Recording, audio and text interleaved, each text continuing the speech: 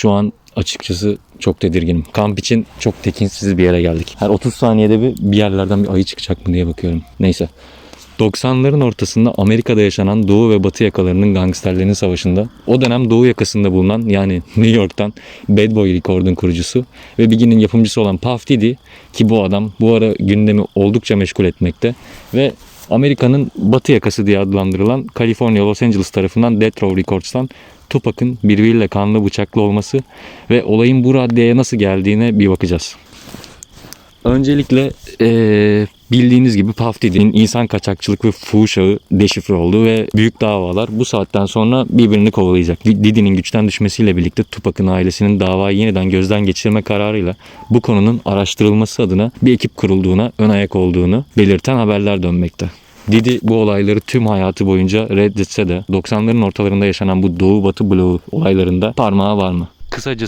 Kısaca olayın gerçekleştiğini değerlendirebilmek adına 90'ların ortasında işlerin kızışması nasıl oldu ona bakalım. İlk başta Biggie 1993 yılında Party and Bullshit adlı teklisini yayınladı ve bu şarkı ile adını duyurmaya başladı. Tabii ki parça Tupac'ın kulağına da gitti ve Biggie ile tanışmak istedi. O zamanlar Tupac 2 albüm çıkarmıştı. Biggie'ye göre çok daha ünlü bir isimdi. Sonrasında Biggie ve Tupac birbirleriyle tanışmak için araya aracılar soktular. Tanıştıklarında ise birbirlerini çok sevdiler. İkisinin de babasız büyümesi, anneleri tarafından büyütülmesi gibi çok fazla derin ve ortak noktaları oldu.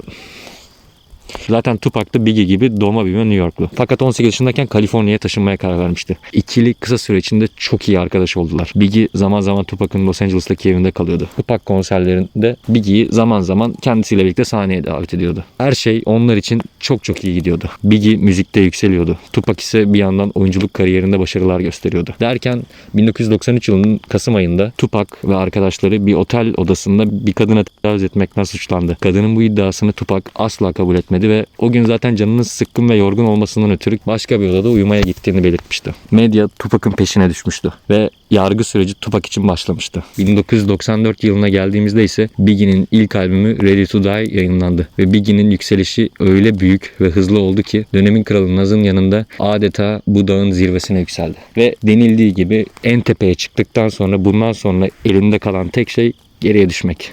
Ya bu laf çok...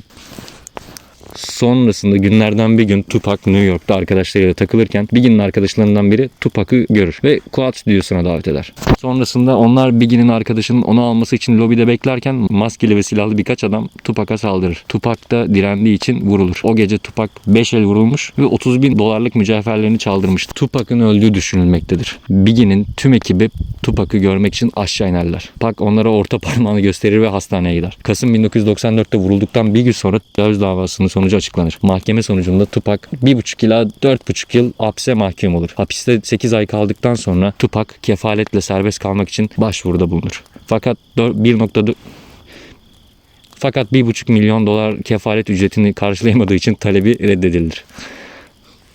Oğlum yakmayalım burayı. 1995 yılında Tupac vurulduktan günler sonra doktorların uyarılarına rağmen hastaneden çıkar ve 14 Şubat 1995'te bir sevgililer gününde hapse girer ve hapisteyken Me Against the World albümünü çıkarır. Bu albüm Tupac'ın o güne kadarki en iyi albümüdür. Listelerde 4 hafta boyunca 1 numara olarak kalır ve o güne kadarki en çok satan rap albümü olur ve 5 kez vurulduktan kurtulduğu için de ünü gün geçtikçe artar. Tupac'ın hapishanede olduğu bu günlerde Biggie efsanevi single'ı Who Shot Jay'i çıkarır. Bu single Tupac tarafından diss olarak algılanır. Ancak Biggie'nin defalarca bu konuyu dile getirmesine rağmen Tupac'ın bu fikri değişmeyecektir. Zaten söylentilere göre Tupac'ın kafasında 93 yılında yaşanan tecavüz olayında gelen kadının o gün Tupac'a iftira atmasının sebebinin kadının tamamıyla Bad Boys'un kurucusu Puff Diddy tarafından parayla tutulmuş ve onu karalamak adına yapılan bir tezgah olduğu yönündedir. Gerçek olma ihtimali var mı?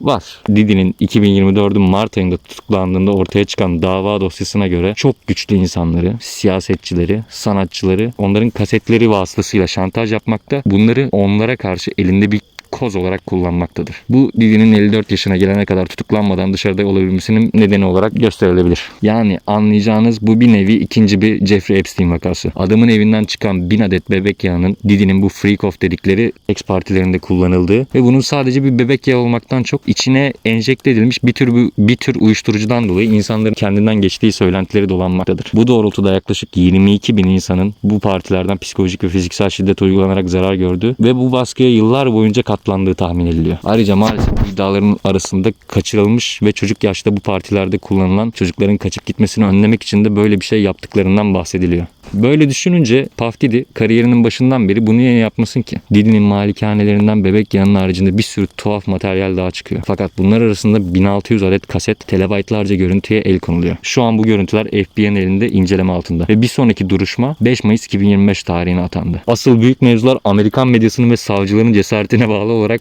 o zaman gelince patlamaya başlayacak. Biggie'nin Bad Boy Records adı altında bir yandan çıkardığı klipler ve single'lar bulunuyordu. Bunlar arasında mesela tanıştıktan çok kısa bir süre sonra evlendiği eşi Faith Evans'ın yer aldığı One More Chance gibi şarkılarını yayınlamaktaydı ve yükselişine devam etmekteydi. Sanırım Faith ile tanıştıktan 3 hafta sonra evleniyordu. Bir yandan da Biggie, Tupac'ın yaşadığı bu silahlı saldırı olayının Biggie tarafından ayarlandığını öğrenir. Huşatça şarkısından dolayı ve kendi aralarında da yaşanan ve kimsenin bilemeyeceği olaylardan dolayı Tupac bu şekilde düşünmektedir. Ama Biggie defalarca bu olayların hiçbirinin kendisiyle alakası olmadığını söylemektedir. Bu bilgiyi değerlendirmek adına Tupac aptal bir adam değildi. Ateşi olmayan yerden de duman çıkmaz. Aralarında yaşanan her olayı tabii ki bilemeyiz. Bunlar sadece bize sunulan bilgiler. Tupac'ın bundan şüphelenmesinin ana nedeninin Biggie'nin de yükselişiyle güç dengelerinin arasındaki farkın kapanması da olabilir. Ama bence işin eğer Bad Boys tarafından yapıldıysa bile Biggie'nin haberinin olmadığını düşünenlerdenim. 1996'nın Ekim ayı geldiğinde hapisteki 11. ayından sonra Death Row Records'un sahibi Suge Knight tarafından ödenen kefaletle serbest bırakıldı Tupac. Ve yapılan anlaşma neticesinde Suge Knight'ın ödeyeceği kefalete karşılık Tupac şirket adına 3 albüm çıkaracaktı. Serbest kaldıktan sonra özgürlüğün verdiği keyifle deli gibi çalışmaya başlayıp derhal şarkılarını kaydetmeye başladı. Outlaw Immortals adında yeni bir grup kurdu. Kısa zamanda yeni şirketindeki Dr. Dre'nin üzerine çalıştığı California Love adlı parçasını çıkardı. 13 Şubat 1996 tarihinde 4. albümü olan All Eyes on Me'yi piyasaya sürdü. Albüm 2 diskten oluşuyordu ve yeni anlaşmasındaki 3 albümün ikisini kapsıyordu. Albüm çok başarılı oldu ve günümüze kadar 9 milyon üzerinde sattı. Tupac Death Row Record'daki artan problemlere rağmen aralıksız şarkı kaydetmeye devam etti. Yüzlerce şarkı kaydetti ve bu şarkının çoğu öldükten sonra çıkan albümlerinde kullanıldı. Doğu Batı arasındaki gerilim ise büyümekteydi. 1996 senesinin Haziran ayında Tupac kurduğu Outlaws grubu ile birlikte herkesin bildiği o efsanevi diss parçası Hit 'Em Up'ı yayınladı. Tupac bu parçasında Biggie'nin Quad stüdyolarında kendisine tuzak kurduğunu söyler. Biggie'nin onun tarzını kopyaladığını söyler. Biggie'nin karısı Faith Evans'la seks yaptığını iddia eder. Biggie ve onun tarafındakilere hakaretler yağdırır. Onun dışında da verdiği röportajlarda Tupac Biggie'ye çok fazla sevgi duyduğunu ve onun için çok şey yaptığını ve Biggie'nin Tupac'a tuzaktan haberi olmadığını söylemekten çok daha borçlu olduğunu iddia etmektedir. Hit 'Em Up'ı ilk kez duyduktan sonra Biggie deliye döner ve hemen eve gidip ortalığı bir sinir kriziyle dağıtarak Faith'e gerçekten ne olduğunu sorar. Faith, Tupac'la Biggie arasında olanları bilmediğini söyler ve bu olayları yalanlar. Biggie ona inanır çünkü Tupac'ın ona zarar vermek istediğini ve bunun için harika bir yol olduğunu biraz sakinleşince anlar. Diyorum. Ya lütfen beni dinler misin Allah aşkına ya? Ya ne dinleyeceğim ya? Ya gelir misin lütfen? Ben yalan söylemem. Tabii kavgaların, tartışmaların nasıl da prim yaptığını bilirsiniz. Özellikle dönemin en önde gelen iki rapçisinin bu açıklamalarını duyan medya kavgayı kan davası gibi göstererek ve belki de biraz fazladan çarpıtarak iyice kızıştırır. Çünkü gerginlik demek daha fazla insan ilgisi demekti. Daha fazla insan ilgisi de daha fazla satış ve para demekti. Bu olaylar hızla ikili arasındaki tansiyonu arttırır. Sokaklar da tam anlamıyla çılgına döner. Oğlum ayı mayı geliyor sandım. Herkes sadece bu olaydan bahsediyordu. Doğu batıya, batı da doğuya karşıydı. Biggie'nin yanında bir düzine güçlü rapçi vardı. Jadakiss, Jay-Z. Hepsi Tupac'a karşı savaşa girmeye hazırdı. Ama Biggie onları her zaman engelledi. Üstünlüğünü ele geçirmesine rağmen Biggie bunun kartını oynamak istemedi. Biggie, Puff Diddy'ye bunun temiz yollarıyla biteceğini gördüğünü söyledi. Ancak sokak tıpkı Nas'ın Jay-Z'ye karşı başına gelenler gibi bunu görmezden gelmesine izin vermedi. Biggie ağırdan aldı ve albümünün cevap vermesini bekledi. Jay-Z'nin Brooklyn's Finest şarkısında Tupac'tan bahsederek cevabının sinyalini çoktan vermişti. Sonrasında maalesef o trajik olay gerçekleşti. Tupac 7 Eylül 1996 yılında Suge Knight ve Death Row Records grubu Las Vegas'ta Mike Tyson maçını izlemeye gittiler. Maçtan sonra grup eğlenmek için bir klaba gitmek üzere hazırlandılar. Tupac, Suge Knight'ın sürdüğü BMW araçta ön koltukta oturuyordu ve arkalarında da arkadaşlarından ve korumalarından oluşan uzunca bir konvoy vardı. Vurulmasından 20 dakika önce araç kırmızı ışıkta dururken fotoğrafçının biri Tupac'ın ünlü son fotoğrafını çekmişti. Saat 11'i çeyrek geçe Suge Knight'ın aracı kırmızı ışıklarda dururken aracın sağından yaklaşan beyaz bir Cadillac Suge ve Tupac'ın yanında durdu ve arka koltukta oturan kimliği belirsiz biri tarafından mermi yağmuruna tutuldu. Tupac'a 4 adet mermi isabet etti. Mermilerin biri sağ akciğerine isabet etmişti. Suge Knight ise sadece başına aldığı sıyrıkla kurtuldu. Tupac derhal hastaneye kaldırıldı. Birçok ameliyata alındı. İç kanamayı durdurabilmek için doktorlar son çare olarak sağ karaciğerini aldılar. Tupac'ın durumu kritikliğini sürdürdü ve yaşam destek ünitesine bağlandı. 7 gün süren mücadeleden sonra Tupac'ın vücudu pes etti ve 13 Eylül 1996 tarihinde saat 4'ü 3 geçe hayata henüz daha 25 yaşındayken veda etti. Resmi ölüm sebebi olarak birden fazla kurşun yarasına bağlı solunum ve kalp yetmezliği açıklandı. Tupac'ın vücudu yakılarak küllerinin bir kısmı annesi tarafından Los Angeles üzerine serpiştirildi. Bir kısmı da grubu Outlaws'un üyeleri tarafından sürücüye katılarak çekildi. Biggie'nin Life After Death albümü Tupac'ın ölümü nedeniyle ertelendi. Bu yüzden albümün içeriğindeki disler değiştirildi. İşte gerçek saygı bu.